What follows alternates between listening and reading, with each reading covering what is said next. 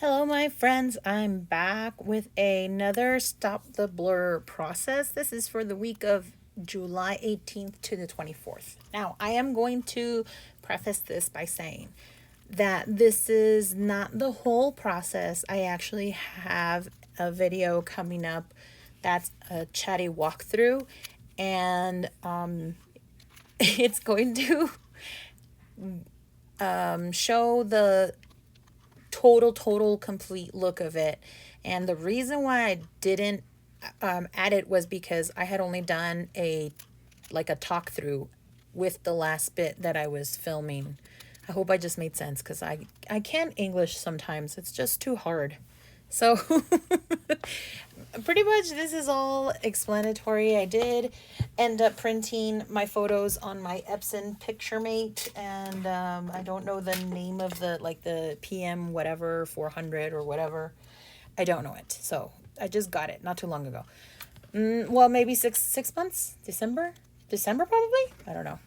This is me trying to put something to cover up the journaling that I had on this writing spot. And so I ended up gluing my photograph on top of it. And it just talks about how I ended up buying these Vans. And then my son ended up picking the same ones because he wanted to twin with me. And so I added that journaling behind the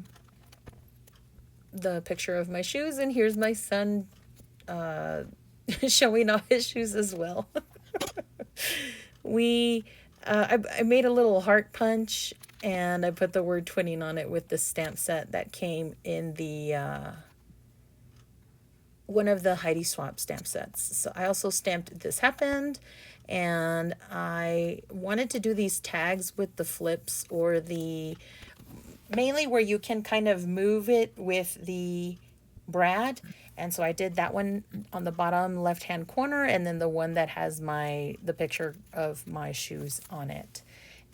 I do a couple more like that, I think, or at least I do one more like that on the right hand side, but this is me focusing on the left hand side of the page. I wanted to make a little tag tucking behind my son's photograph, and then this yellow tag is going to partially go behind my son's photograph that's right next to it. I jump around quite a bit with the tags and where I'm doing things. Let's see here. Oh yeah, I did a cut apart there, and then this other cut apart with the yellow was from crepe paper. It's from a traveling line, and I added those as journaling spots. I believe it's been a minute. I did 3 pieces of the red line tape on the back of my son's photo, because that's going to be holding that insert part where the tag is going to tuck behind the photograph. So I added another little element that wasn't going to be glued to the journaling spot, but on top of my photograph, and I kind of like the look. I also wanted to incorporate that other tealish color, because I do have a lot of the yellow elements, and so I was just trying to find a balance with all the colors that were happening in the layout. I added this moth from one of the Tim Holtz stamp sets that I have, because it's with this Hollow Knight video game that my son bought, and it has a lot of bug like elements. Leave a comment below if one of your kids, or if you like the game. I don't want to exclude anybody or be just about people that video game. I added a little star punch right there because the box says vodka. We ended up buying some wine and I think some Trulies or something. We just picked up some adult drinks, and I didn't want that kind of reading vodka right behind my son's picture, so I just added it. But it's real life. I mean, do I not put away those boxes immediately after I come home? Not really. They just kind of stay there, and that's just how we roll. I didn't want this play word that's a sticker from a little mini sticker book from one of Heidi Swapp's older sticker sets. I colored it at a different color. I inked it, really. And so that goes next to my son's picture. This green paper doesn't end up staying green. Let's see here. Oh, I used a Tim Holtz tiny attacher to attach that butterfly to the tag, because that's what's going to hold it under that quote piece of paper that I used a lot of these elements are kind of tedious, and not tedious, but it's just very involved. And there are a lot of little pieces, and I think that's why it takes me so long to finish these elements. And for me, I've seen Jamie Pate videos where she's like, make for the sake of making. But I love her. Maybe that's how she takes that and then uses that as inspiration for color coordination. And maybe I should just make more color monochromatic layouts so that I can too just use them as I go, and then I'll have them at the ready so that this process won't be too long.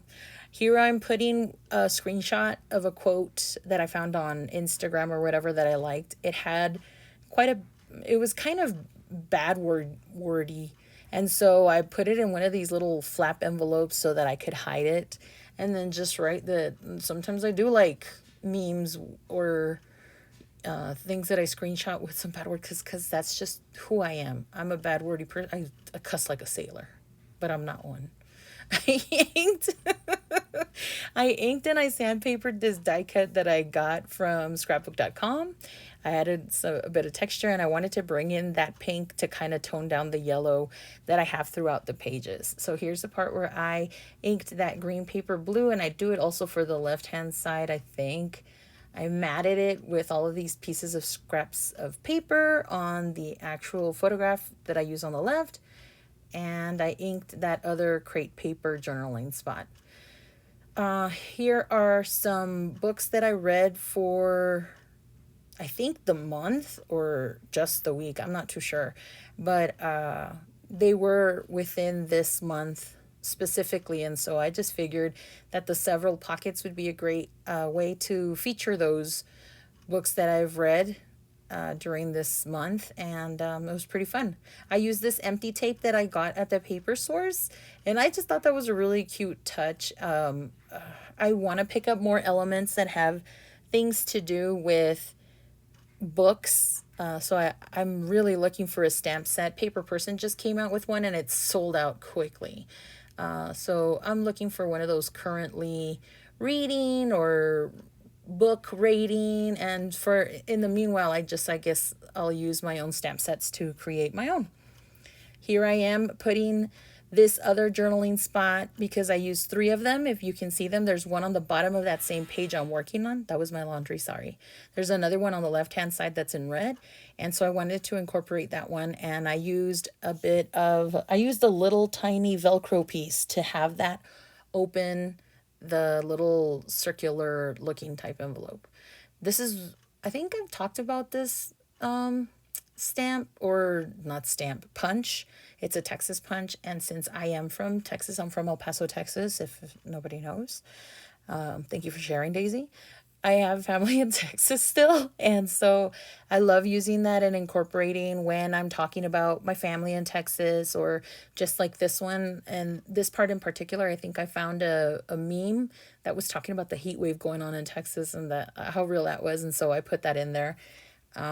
You'll see if you do go and watch the talk through video that I did some journaling on that Texas punch with my cursive typewriter, and put those little journaled pieces on the Texas stamp or punch. Why do I keep saying stamp? The punch. I put those journaled pieces in the Texas punch. Blah, blah, blah. Oh my gosh. Like I said, English is hard. I'm inking this bit of yellow piece that's gonna hold my brad. So I'm trying to make like another flip on this right hand side of my spread so that the journaling circle can go up, and then it will reveal the photograph that I put behind it. And so I cut the tines of the brad down a bit, and then I'm gluing the layout that I made this week. That was one of my favorites, and I like featuring those as I go along when I don't really have a lot to say in my spread. I think I pointed out the butterflies here, and that I did have 3 winged insects throughout the layout, and I kind of like that. I added more of the yellow elements and these pink elements with those scrap pieces of paper. And so I just want to make sure I didn't cut through all the way to the page or into one of the photographs on the weekly spread previous, and so I used that cutting mat in order to make sure that that didn't happen. So adding more of that color just throughout. I want to make sure that whatever I do on the right hand or left hand side goes on the opposite, and so I did that with the stripe washi. And here I go trying to put this butterfly in, and I realized that behind it is this pocket. So I removed the things that I had in there so that I could get the tiny attacher in its place. And I think I actually placed something or make sure that the staple doesn't catch in that pocket, because I did staple down that butterfly. And I like that element because I also did it to the bigger butterfly underneath. Here I'm going through some of the stuff that I pulled out. I don't use everything that I pull out, but at least I know. And as I'm looking through things, I don't have to get up and look for them. And they're possibilities that I can use for embellishing. And I can also use them. I'll reach for them knowing that that's not something I would normally do, because most of the time I try to work out of the pouches for the Stop the Blur kits. These are an old set of alphas that I'm almost nearly done with, and so I'm trying to use them as much as I can. I don't know if you were able to see with the process that I did cut that H down to an N. I'm gluing down this play and just doing the final touches on this. So if, like I said, if you want to see the final look of this with all the journaling and the stamping, go and check out the following video that I have. And thanks so much for watching. See you in the next video. Bye.